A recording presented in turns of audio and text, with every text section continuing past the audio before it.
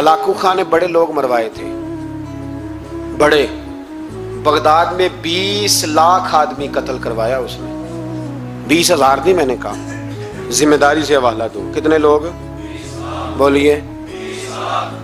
16 لاکھ آدمی اس نے تلوار سے مروایا۔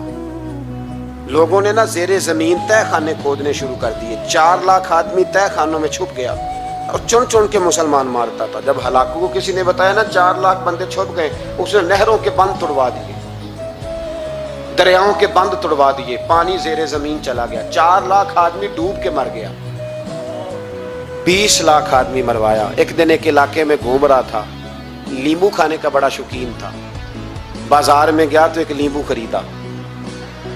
اس نے دیکھا کہ بازار میں بوڑھے بچے جوان خریداری کر رہے ہیں، تو کہنے لگا ابھی بھی اتنے مسلمان زندہ ہیں، بناؤ ان کی لائنیں، قتل کرنا ہے۔ 3 لائنیں بن گئی، ایک بوڑھا آدمی بھی لائن میں آ گیا، لیمبو کھا رہا ہے، اس کو ہلکا ہلکا چوستا ہے، گھوڑے پہ بیٹھا ہے، قتل کرا رہا ہے لوگوں کو۔ ایک بابا جی پہلی صف میں تھے، جب پہلی صف قتل ہونے لگی، بابا جی پچھلی صف میں دوڑ کے ہو گئے۔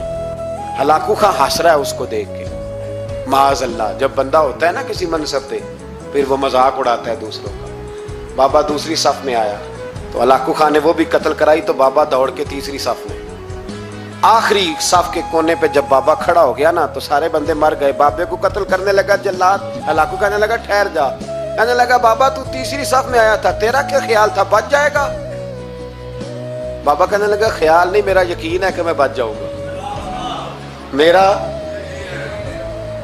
شرط یہ ہے کہ یقین ہو اندر، شرط یہ ہے کہ ہنس کے کہنے لگا ہلاکو خان کیسے؟ تو بابا کہنے لگا اگر اللہ چاہے تو بچ سکتا ہوں، اگر اللہ چاہے تو میں، بہت سارے لوگ ہیں ڈاکٹر لکھ کے دے دیتے ہیں نہیں بچے گا، وہ بچ جاتا ہے کیونکہ بچانے والا اللہ ہے، کہا اللہ چاہے تو بچ جاؤں گا۔ تو ہلاکو کہنے لگا کیسے؟ جب ایسے کیا نا، کیسے ایسے کیا نا تو لیمبو ہاتھ سے گر گیا۔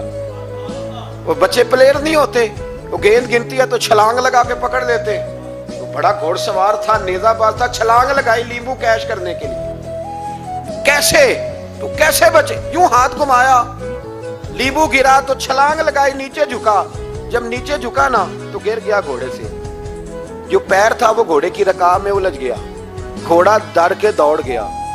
جب گھوڑا دوڑا تو زمین پر زور زور سے سر لگنے لگا، سپاہیوں کہتا دوڑو اس کو پکڑو، سپاہی بھی دوڑے پر گھوڑا قابو نہ آیا۔ گھوڑا اس وقت رکا جب نہ اس کا چہرہ پہچانا جاتا تھا، نہ آنکھیں سلامت تھی، نہ ناک سلامت تھی، اس کی کھوپڑی ساری اس طرح چور چور ہو گئی جیسے کسی نے ہتھوڑے کے ساتھ پیسی ہو۔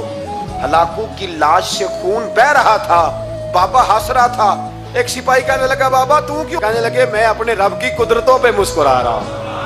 کل من علیہا فان ویبقی وجہ ربک ذو الجلال والاکرام، کا میں نے اسے سمجھایا تھا کہ بچانے والا بچا لیا کرتا ہے۔